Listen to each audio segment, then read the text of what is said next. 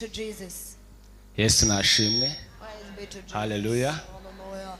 Ko mutari kuvuga nk'abakirera. I'm not speaking like we. Ntago ndi butinda ariko arihangana. I will not take long, but you will be patient. Twegeze kugirana ibihe byiza cyane. We once had good time together. Tugenda ndi no mu bihe bibi cyane. At that time, I was in a hard Ariko time. batwigishaga ibintu bimeze nk'ibisasi. But they taught us things like craziness.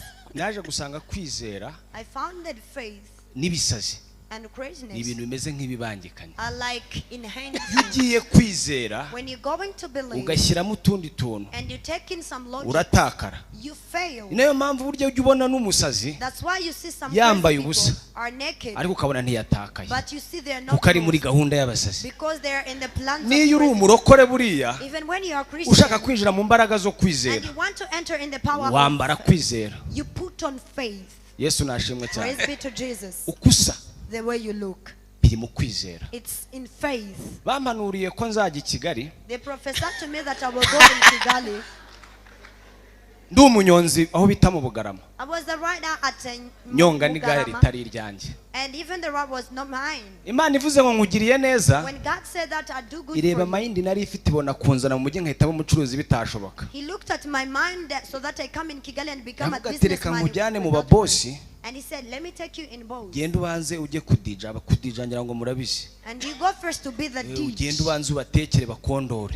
Go and cook for them. They Hanyuma nzakwereka icyo then nzikorera. restore your life. Then I will show you what I will do. Rero yuri umurokore, Then when you are a Christian Imana ikakohereza kudija cyangwa se kwikorera agataro, and God send you to DJ or doing those small business, ugira ngo yagutaye. you think that maybe He Ariko ibigira forsaken ngo you. ibanze ikondore. But He wants first to restore back life. Yaje turi mu bihe bibi rero. He came during our hard time. Adutwaza imodoka nta na moto tugira. And He drove us in a car and we didn't have even a Muri motor. Salvation Paris. At ndahibuka hano Salvation Paris.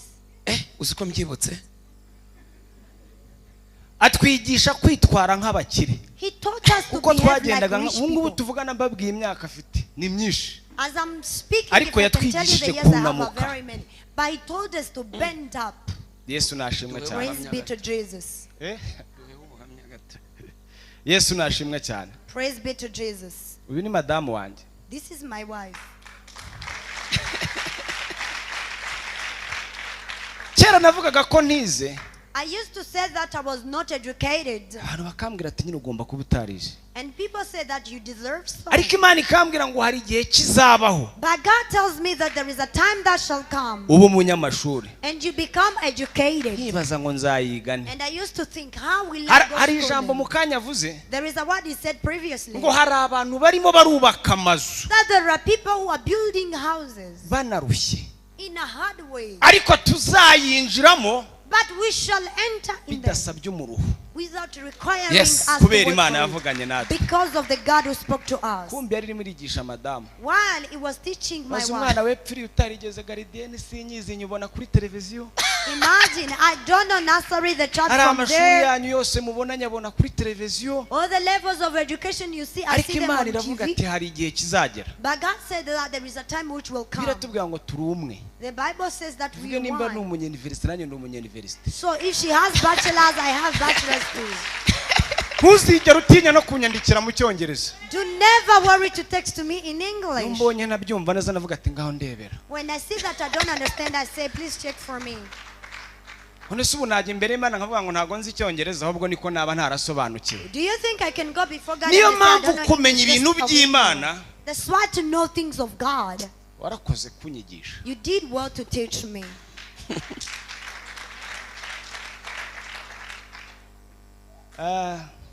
Ndi umukire. I am rich. sabrokosaka ariko aya mashyi wayakombye koko Why can't you upload more than ibi ni that? ibirere Ntago ari ibintu byo gukabya. Reba ukuntu mpagaze nta nubwo njenje. Turabona ubukire buranangaragara. I know things of stammering. I like with riches.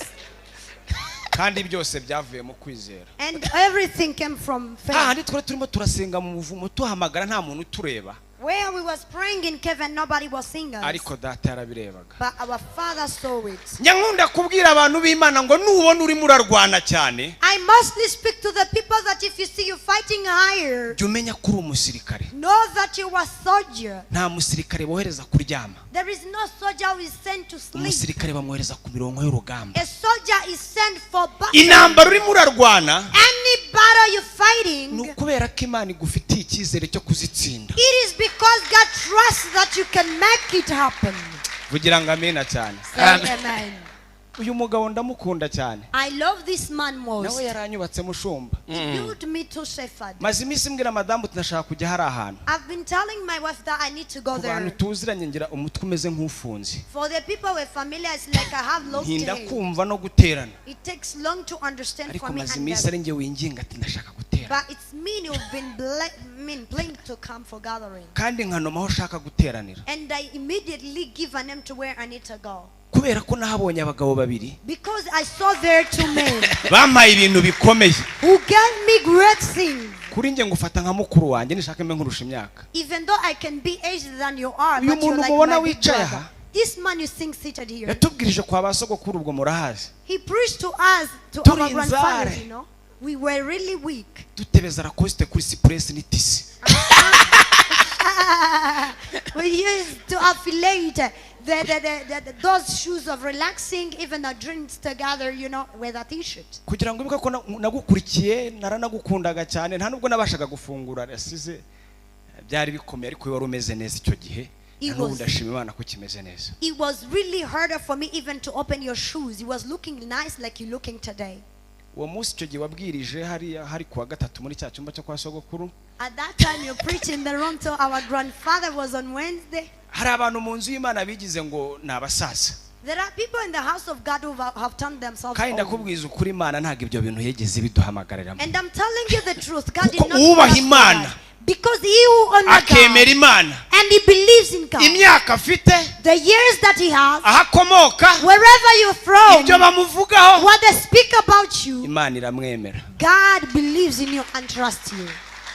Icyo gihe rero abasaza yavuze ibintu batasha undi hari ibintu maze iminsi ndwana nabyo mvuga sinya ntinya kubivuga ushumba tujya tuganira. There are things that I don't fear to speak out. Batwigishije ko amapatara ari ibyaha. They taught us that pants are Batwigisha ko sin. imisatsi ari ibyaha. Even hair it's sin. Barangije nyuma yabwo bamenya ukuri. And then they got to know the truth. Ndavuga ba basaza sinya ntinya kubivuga. And they said, how the old men, Noneho bano bajene baje baravuga ati ko turi gusesengura mu buryo bw'umwuka no mu buryo bw'ijambo tugasanga imisatsi nta cyane ipantaro. and the young men, when they came, they said, we are trying to detail, and we found there is no sin in hair and pants. Baretse tukabwiza abantu ukuri. Why can't you allow us to tell people the truth? Abasaza nabo tishaka ko tumaze imyaka 40 tubivuga. And the old man was like, it's been 40 years speaking about that. Nidusubira inyuma tukavuga yuko twababeshye. Eh? If we contradict ourselves that we lied to them, ibindi byo twavuze bazabyizera. will they believe in what we said before? Kubwizo mpamvu rero For those reasons then, nimureke uwo mwanda stop that dirtiness n'umucyo bigendane. and let even and light to go together. Aba baje nibo babibonye batangiye kubirwanirira. When they saw this young man was fighting for it, Ndabyibuka umunsi umwe atangiye kuvuga ijambo ry'imbaraga I kuwa remember gatatu. the time he was speaking about Araje powerful word on baramwongorera. Wednesday. They whispered in his ears. Aravuga ati nge n'ubundi ntacyo mvuze nitwa gutya Imana izaze ibyivugire. And he said, I am not Maternal. saying something, but may God come and say it. He concluded. Icyo gihe amateraniro ndibuka ko atagenze neza. I remember the service did not work Umunsi well that urawibuka? time. Do you remember that day? Nari mpari I was around. kandi warampembuye. And you resurrected my life. Nakubonye hano I saw you here. bihuza n'amateka yawe I connected it with your n'inzuru history umaze iminsi unyuramo. and the way that you've been through. Mvuga ati uyu mushumba And I said, this shepherd ntago ari umunyamubiri. is not professional. Is not fleshy. Ndongera ngasubiremo I will repeat again. nkurikije inzira yanyuzemo. Referring to the way he's been through. Nkurikiza abasaza urwobo bamuhambagamo kurenza kurumukuramo. Remembering the pit the old man was burying him instead of taking him out. ndangije mbona afite agatuti hano Then I saw he has a pulpit here. ndavuga ati izi si imbaraga z'ibirayi I said, this is not the power of Irish potato. izi si imbaraga z'umubiri This is not the power of flesh. uyu mushumba afite iyerekwa This shepherd has a kuko revelation. nasobanukiwe neza Because I've got to know very well. umuntu imana yasize amavuta The person whom God anointed. umuntu imana yemeye yuko avuga ibyayo So The best. person whom God allowed to say what he knows. inzira yose yanyuramo Any ways he can go imana through. iramurwanirira God fight on your behalf.